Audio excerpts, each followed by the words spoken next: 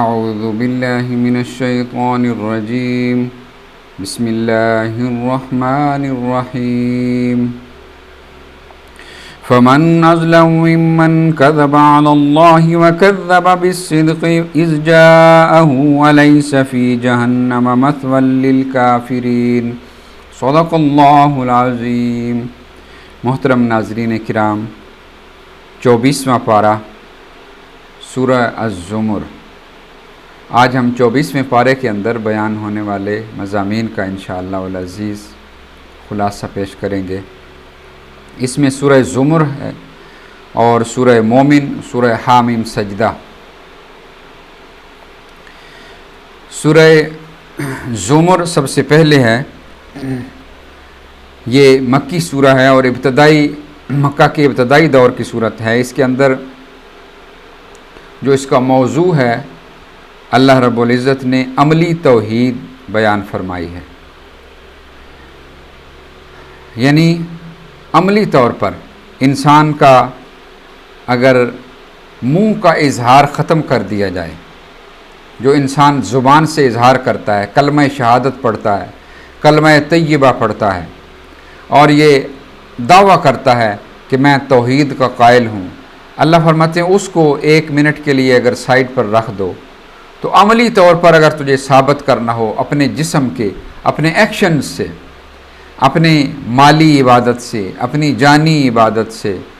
بدنی عبادت سے اگر تجھے ثابت کرنا ہو تو تمہارے ایکشنز کو دیکھ کر یہ معلوم کیا جا سکے کہ یہ تو فقط اللہ کا بندہ ہے۔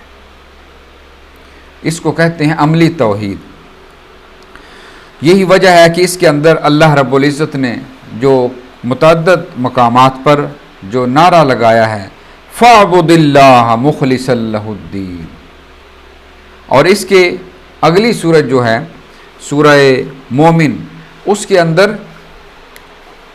قولی اظہار، اللہ تعالیٰ کی جو قولی اظہار کے ذریعے سے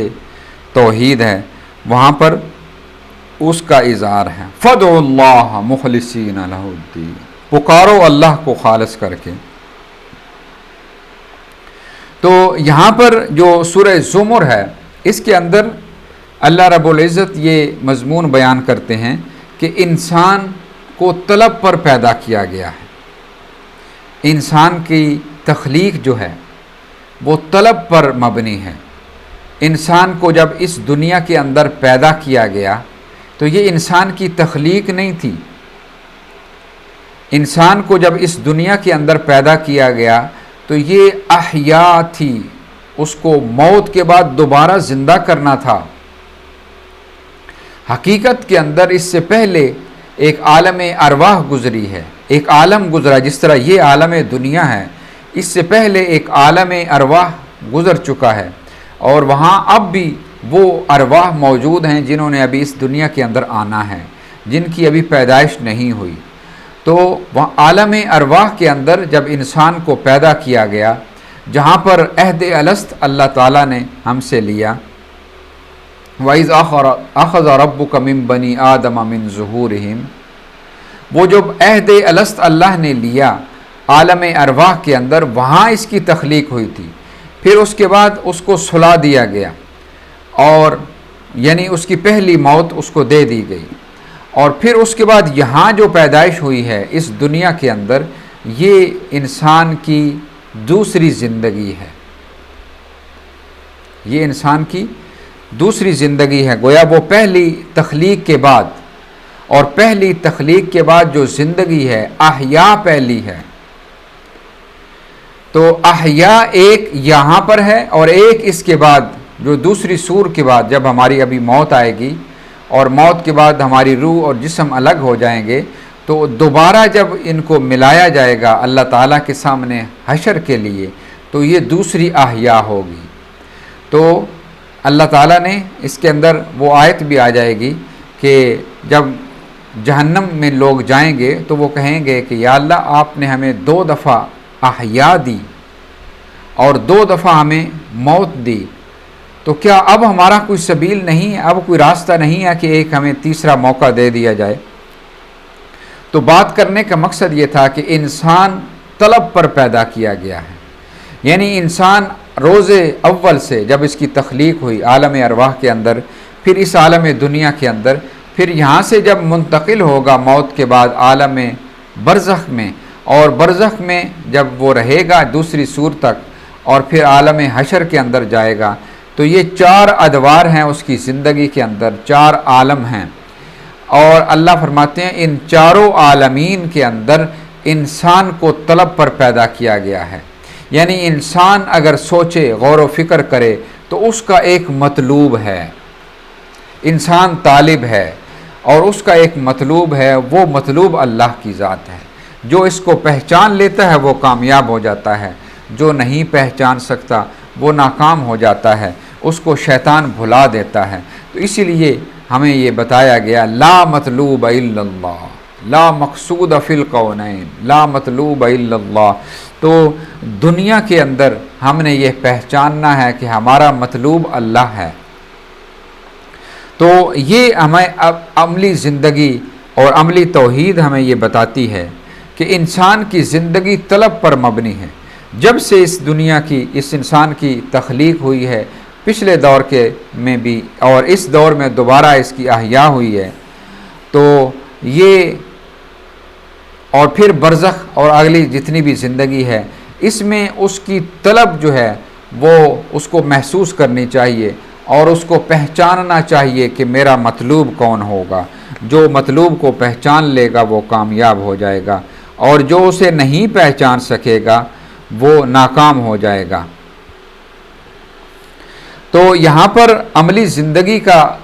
اللہ پاک کس طرح اس کی دعوت دے رہے ہیں، فرمایا تنزیل الکتاب من اللہ العزیز الحکیم۔ یہ کتاب جو آپ کے پاس تنزیل ہو رہی ہے، آہستہ آہستہ آ رہی ہے، یہ اللہ کی طرف سے ہے جو العزیز الحکیم ہے، وہ غالب اور زبردست بھی ہے اور حکمت والا بھی ہے۔ انا انزلنا الیک الکتاب بالحق فاعبد اللہ مخلصا لہ الدین۔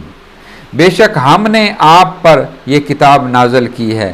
فاعبد اللہ، پس اللہ ہی کی عبادت کیجئے،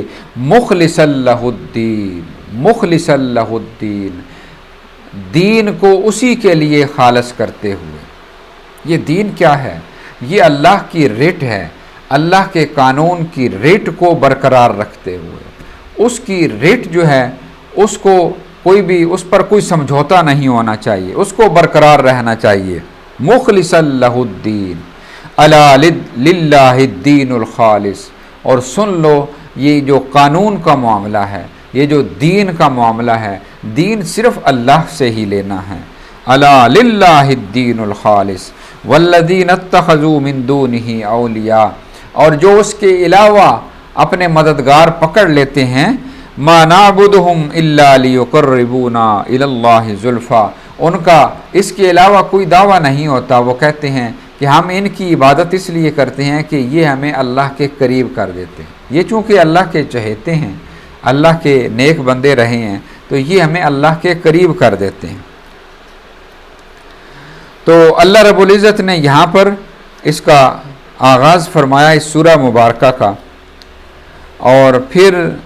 اس کے بعد اللہ فرماتے ہیں کہ یہ جو فیصلہ جو تمہارا جو ہے، یہ جو تمہارے درمیان اختلاف ہے کہ ہمیں ان کی عبادت کرنی چاہیے یا نہیں کرنی چاہیے، یہ تو ہم قیامت کے روز اس کا فیصلہ کریں گے۔ لیکن اس دنیا کے اندر ہم کیسے فیصلہ کرتے ہیں کہ جن کی طلب اچھی ہوتی ہے ان کو ہم اپنا راستہ دکھا دیتے ہیں۔ افمن شرح اللہ صدرہ للاسلام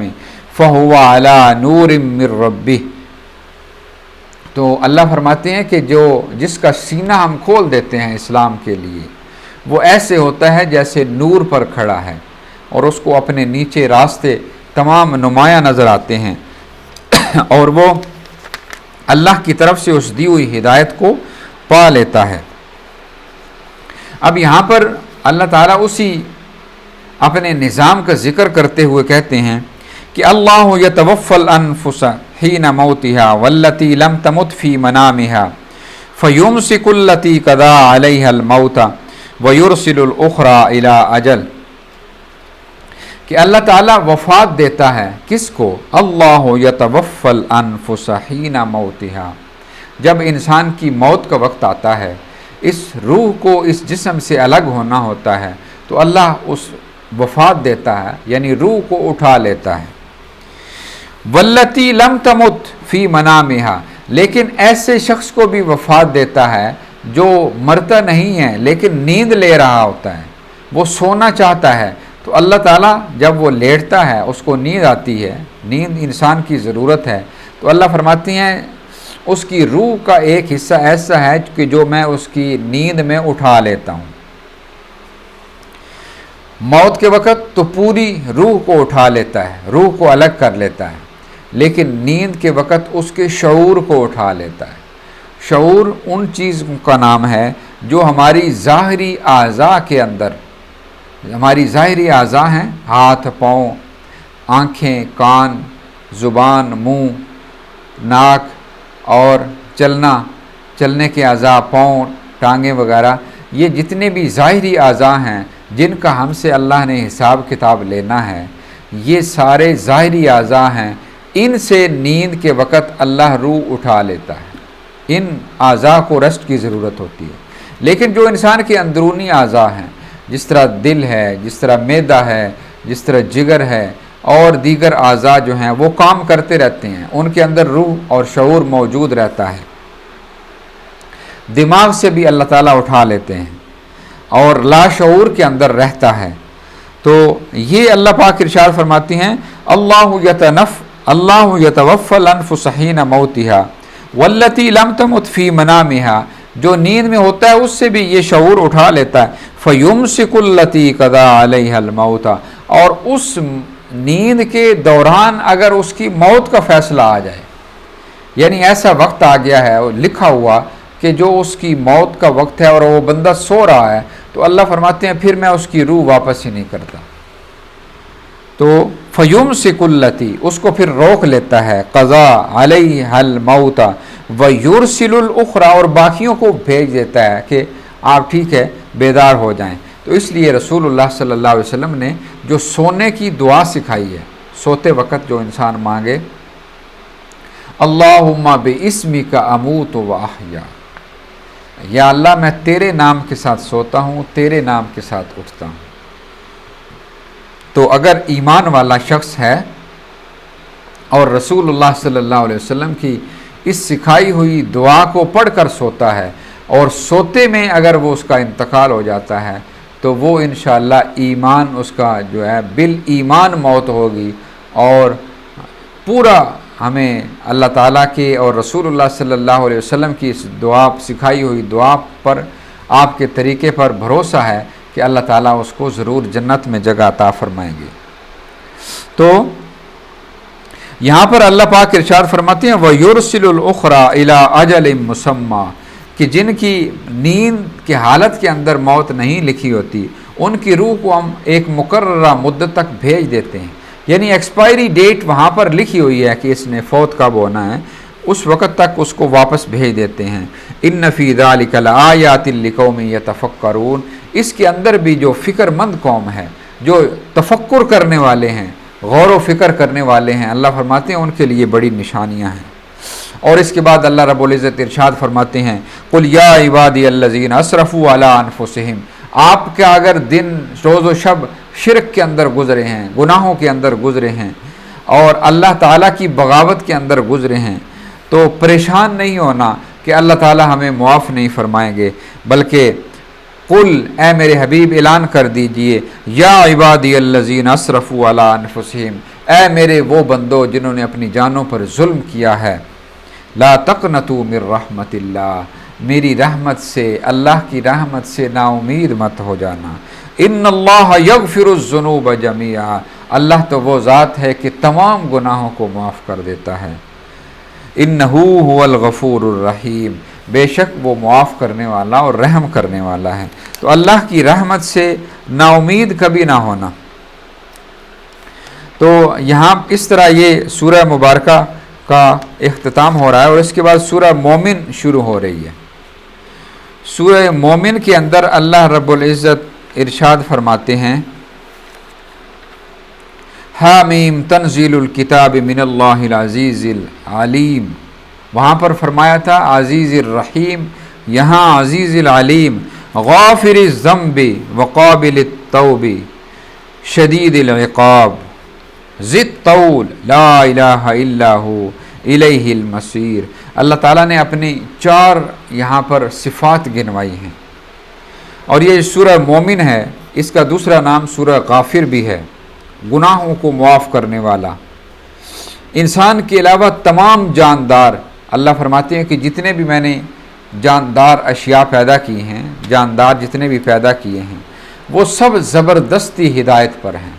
ان کو اللہ تعالیٰ نے ان کی جبلت کے اندر یہ رکھ دیا ہے کہ آپ لوگوں نے کیسے ریئیکٹ کرنا ہے، کیسے اللہ کی عبادت کرنی ہے۔ لیکن جو انسان کا معاملہ ہے، اس کو شعوری ہدایت کے لیے رکھا ہے کہ آپ نے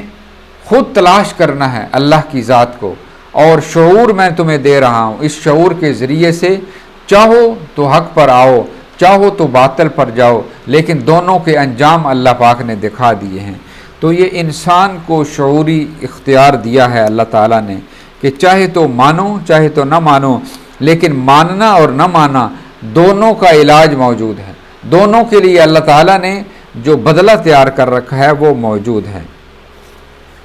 تو یہاں پر دیکھیے اللہ فرماتے ہیں غافر الذنب،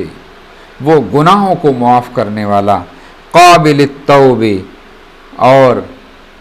توبہ کو قبول کرنے والا۔ یہ 2 ایسی صفات ہیں جو ماننے والوں کے لیے ہیں۔ اب دیکھیے دوسری طرف فرماتے ہیں شدید العقاب، سخت بدلہ لینے والا، اور ذی الطول، دنیا کے اندر ڈھیل دینے والا، لمبی ڈھیل دینے والا، اور ڈھیل دیتے وقت وہ کبھی یہ خیال نہ رکھنے والا کہ یہ مجھ سے بھاگ جائیں گے، بلکہ اس کی مٹھی کے اندر ہیں، جس وقت چاہے وہ پکڑ سکتا ہے۔ لیکن وَأُمْلِي لَهُمْ إِنَّ كَيْدِي مَتِينٌ، میں ڈھیل دیتا ہوں لیکن میری قید بڑی سخت ہے۔ تو اللہ پاک ارشاد فرماتے ہیں کہ ذی الطول لا الہ الا ہو الیہ المصیر، اس کے علاوہ کوئی الہ نہیں، اور اس کے علاوہ کوئی ٹھکانہ بھی کوئی نہیں، جانا بھی اسی کی طرف ہے۔ اس کے بعد اللہ رب العزت ارشاد فرماتے ہیں ان الذین کفروا ینادون لمقت اللہ اکبر من مقتکم انفسکم اذ تدعون الی الایمان فتکفرون قالوا ربنا امتنا اثنتین واحییتنا اثنتین فاعترفنا بذنوبنا فہل الی خروج من سبیل۔ یہ وہ اللہ تعالیٰ جب ان کو جہنم کے اندر ڈالے گا، دوزخیوں کو، تو وہ کہیں گے، اقرار کریں گے کہ یا اللہ واقعی آپ نے ہمیں 2 دفعہ زندہ کیا۔ احیاء ایک دفعہ دنیا کے اندر جب انسان یہاں پیدا ہوتا ہے، اور دوسری احیاء جب دوسری سور پھونکی جائے گی تو روح اور جسم کو ملایا جائے گا۔ وَإِذَا النُّفُوسُ زُوِّجَتْ، ملایا جب جائے گا تو اس وقت اللہ رب العزت ارشاد فرماتی یہ دوسرا احیاء ہے۔ تو یہاں پر یہ قیامت کے روز لوگ اعتراف کریں گے، قالوا ربنا، اے ہمارے رب، امتنا اثنتین، آپ نے ہمیں 2 دفعہ موت دی، 2 دفعہ۔ کون سی موت؟ ایک وہ جو عالم ارواح کے بعد، اس میں تخلیق کے بعد آ چکی، اور دوسری اس عالم دنیا میں اس زندگی کا جب اختتام ہوگا تو ہمیں موت کے ذریعے سے روح اور جسم کو الگ کیا جائے گا۔ تو وہاں پر وہ اقرار کرتے ہیں ربنا امتنا اثنتین واحییتنا اثنتین، اور 2 دفعہ احیا بھی کیا، ہمیں زندہ بھی کیا۔ فاعترفنا بذنوبنا فہل الی خروج من سبیل، ہم اپنے گناہوں کا اعتراف کرتے ہیں، تو کیا اب ہمارا کوئی راستہ ہے نکلنے کا؟ ایک موقع اگر اور دے دیا جائے۔ اللہ فرماتے ہیں کہ موقع تو نہیں ہے، لیکن اللہ تعالیٰ نے فرمایا ذالکم بانہ اذا دعی اللہ وحدہ کفرتم، اس جرم کا ذکر کیا جو دنیا کے اندر ان کا تھا۔ اللہ فرماتے ہیں جب ان کے سامنے وحدانیت کا، میری وحدانیت کا ذکر کیا جاتا تھا دنیا کے اندر، ان کا رویہ یہ تھا، یہ جو جہنم میں جانے والے ہیں، دنیا کے اندر ان کا رویہ یہ تھا کہ جب اللہ کی توحید کا ذکر کیا جاتا تھا، اکیلے اللہ کو، چاہے وہاں پر عملی توحید ہے، عبادت کا ذکر ہے، یہاں پر پکارنے کا ذکر ہے سورہ مومن کے اندر، تو جب اکیلے اللہ کا یہ ذکر کیا جاتا تھا تو کیا ہوتے تھے؟ ذالکم بانہ اذا دعی اللہ وحدہ کفرتم، تو وہ ان کو اچھا نہیں لگتا تھا، اس سے انکار کرتے تھے۔ وَإِن یشرک بہ تؤمنوا، اور جب کوئی شرک کیا جاتا تھا، یشرک کیا جاتا تھا، جب شرک میرے ساتھ شرک ٹھہرایا جاتا تھا، بہ تؤمنون، تو فوراً مان لیتے تھے۔ یہ جو جھوٹی کہانیاں قرآن کے مقابلے کے اندر کہانیاں سنائی جاتی تھیں، تو وہ کہانیوں کو یاد کر کے آگے بیان بھی کرتے تھے، ایک دوسرے کو سناتے بھی تھے، دہراتے بھی تھے۔ جب کوئی آیت پیش کرتا تھا اس کے مقابلے میں کہانی پیش کرتے تھے۔ تو یہ جب شرک کی دعوت دی جاتی تھی تو مان لیتے تھے فوراً۔ فالحکم للہ العلی الکبیر، تو اللہ فرماتے ہیں جان لیجئے کہ حکم صرف اللہ کا ہے، یہاں پر کسی اور کا حکم نہیں ہے۔ هو الذی یریکم آیاتہ وینزل لکم من السماء رزقا وما یتذکر الا من ینیب فادعوا اللہ مخلصین لہ الدین۔ اب دیکھیے یہاں پر فاعبدوا اللہ نہیں، اس سورہ کے اندر نعرہ کیا ہے؟ فادعوا اللہ، پکاریے اللہ کو خالص کر کے، مخلصین لہ الدین، اللہ کی رٹ کو قائم کرتے ہوئے، اس اکیلے کو رٹ کو قائم کرتے ہوئے، وَلَوْ كَرِهَ الْكَافِرُونَ، اگرچہ کافروں کو کتنا برا لگے۔ تو یہاں پر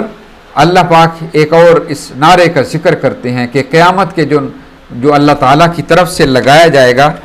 کہ لِمَنِ الْمُلْكُ الْيَوْمِ لِلَّهِ الْوَاحِدِ الْقَهَّارِ، کہ آج کے دن کس کی حکومت ہے،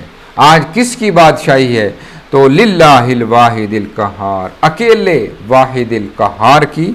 اللہ کی بادشاہی ہے۔ تو یہاں پر اللہ رب العزت یہ دونوں قسم کی، یعنی بدنی عبادت بھی اور قولی عبادت بھی ثابت کر چکے کہ فقط اللہ کی ہے، اور یہی سیدھا راستہ ہے، اور یہی انسان کی پہچان ہے اگر وہ اس کو پہچان سکے۔ اس کے بعد سورہ آ رہی ہے سورۃ الحامیم، یہ مکمل 24ویں کے اندر نہیں ہے، لیکن اس کا آغاز جو ہے وہ 24ویں پارے کے اندر ہے۔ اس کی جو نزول ہوئی ہے وہ بھی 5ویں نبوی سال کے اندر ہوئی ہے، اور اس کا جو موضوع ہے وہ دعوت الی اللہ، اللہ کی طرف لوگوں کو بلانا، اور اللہ کی طرف بلا کر اس کا اظہار کرنا کہ دیکھو تمہاری زندگی کا مقصد کیا ہے، بھولے میں نہ رہو، اس دنیا کے اندر آ کر دنیا میں کھو نہیں جانا، یہ دنیا دھوکے کا سامان بنایا گیا ہے، یہ دنیا ایسے نظر آتا ہے جیسے زندگی ہے، جیسے اس کے اندر یہ چیزیں ہیں، سب اللہ فرماتے ہیں نقلی ہیں، یہ دھوکے کا سامان ہے۔ فرمایا حامیم تنزیل من الرحمن الرحیم، یہ جو تنزیل ہے اس کتاب کی، یہ جو آہستہ آہستہ سبکن ہم دے رہے ہیں، یہ رحمان الرحیم کے لیے کی طرف سے ہے، جو سب سے بڑا رحم کا منبع ہے، جس کے پاس رحم ہی رحم ہے، اور رحیم جو ہر دم اس رحم کو لٹا رہا ہے، اس میں فاعل ہے رحیم، اس منبع کو جو ہر وقت لٹا رہا ہے وہ رحمان اور رحیم ہے۔ کتاب فصلت آیاتہ قرآنا عربیا لقوم یعلمون، یہ عربی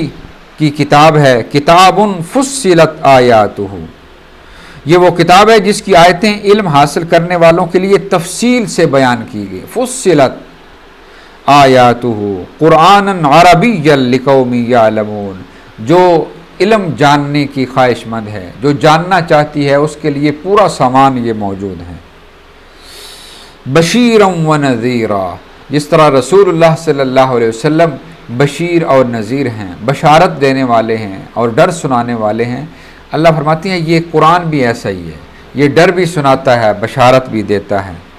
اور رسول اللہ صلی اللہ علیہ وسلم کے جو جسم ہے، ان کی ذات وہ مجسم قرآن ہے، یوں سمجھیے کہ وہ قرآن چلتا پھرتا نظر آتا ہے، اور یہ قرآن اللہ کا کلام ہے۔ یہ دونوں قرآن ملتے ہیں تو اس صورت کے اندر اثر پیدا ہوتا ہے، لوگ جوک در جوک دین اسلام کے اندر داخل ہوتے ہیں۔ فَأَعْرَضَ أَكْثَرُهُمْ فَهُمْ لَا يَسْمَعُونَ، تو یہاں پر اللہ رب العزت ارشاد فرماتے ہیں کہ یہ جو سورہ حامیم سجدہ ہے،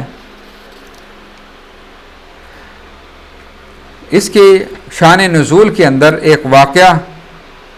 آتا ہے کہ عتبہ بن ربیعہ یہ اپنے کچھ ساتھیوں کے ساتھ بیت اللہ کی چار دیواری کے اندر، یعنی بیت اللہ کے باہر جو صحن ہے وہاں پر بیٹھا ہوا تھا، اور رسول اللہ صلی اللہ علیہ وسلم بھی کچھ فاصلے پر موجود تھے، اپنی عبادت میں مشغول تھے۔ تو وہ لوگ فیصلہ کر رہے تھے کہ اب کیسے اس کی آواز کو بند کی جائے، یہ جو رسول اللہ صلی اللہ علیہ وسلم نے اسلام کی آواز اٹھا دی ہے اور دن بدن اس کے اندر، اس مذہب کے اندر لوگ داخل ہو رہے ہیں، تو یہ وہ مشورہ کر رہے تھے۔ تو عتبہ بن ربیعہ ان کو کہتا ہے کہ میں رسول اللہ صلی اللہ علیہ وسلم کے پاس جاتا ہوں اور ان سے بات کرتا ہوں۔ تو وہ حضور کے پاس آیا اور پوچھا کہ آپ ٹھیک ہیں یا حضرت عبداللہ ٹھیک تھے، یعنی آپ کے والد، اور آپ ٹھیک ہیں یا آپ کے دادا عبد المطلب ٹھیک تھے؟ اور پھر یہ کہتا کہ ہمارے مطالبات ہیں، اور وہ کیا کہ اگر آپ مکہ کی سرداری لینا چاہتے ہیں تو وہ ہم آپ کو دے دیتے ہیں، قریش بھی دے دیتے ہیں، ہاشم بھی دے دیتے ہیں، لیکن آپ یہ جو ہمارے الہوں کے خلاف بیان دیتے ہیں کہ فقط اللہ ہی کارساز ہے، اسی سے مانگو، اسی کے آگے سر جھکاؤ، اس سے باز آ جاؤ، اور آپ کو ہم سرداری دے دیتے ہیں۔ اور اس کے علاوہ جب یہ بہت سارے اپنے مطالبات دیگر کر چکا کہ آپ یوں نہ کیا کریں، ہمارے کچھ ہماری ہم مان لیتے ہیں، کچھ آپ کی اور کچھ آپ ہماری مان لیں، تو اس طرح ایک ہم راہ نکال لیتے ہیں مصلحت کی۔ تو رسول اللہ صلی اللہ علیہ وسلم نے فرمایا کہ آپ میری کچھ گفتگو سنیں گے؟ اس نے کہا جی ضرور سنوں گا۔ تو رسول اللہ صلی اللہ علیہ وسلم نے یہ حامیم سجدہ کی 38 آیتیں اس کو سنائیں۔ حامیم تنزیل من الرحمن الرحیم، کتاب فصلت آیاتہ قرآنا عربیا لقوم یعلمون۔ رسول اللہ صلی اللہ علیہ وسلم جب بھی انذار فرماتے تھے قرآن سے، جب بھی تبلیغ فرماتے تھے قرآن سے، تو یہاں بھی آپ صلی اللہ علیہ وسلم نے اس کو یہ قرآن کریم سنایا۔ تو جب وہ سنا اس نے اور وہ اٹھ کر واپس اپنے ساتھیوں کی طرف چلا گیا، تو وہاں پر جا کر وہ کہتا ہے کہ میں آپ کو ایک مشورہ دوں۔ وہ اپنے مشرکین ساتھیوں کو کہتا ہے کہ کیا میں آپ کو ایک مشورہ دوں؟ انہوں نے کہا جی دیں۔ تو وہ عتبہ بن ربیعہ کہتا ہے کہ آپ محمد کے بارے میں چپ ہو جائیں، میرا یہ آپ کو مشورہ ہے کہ آپ رسول اللہ صلی اللہ علیہ وسلم کے بارے میں خاموش ہو جائیں اور ان کو منع نہ کیا کریں۔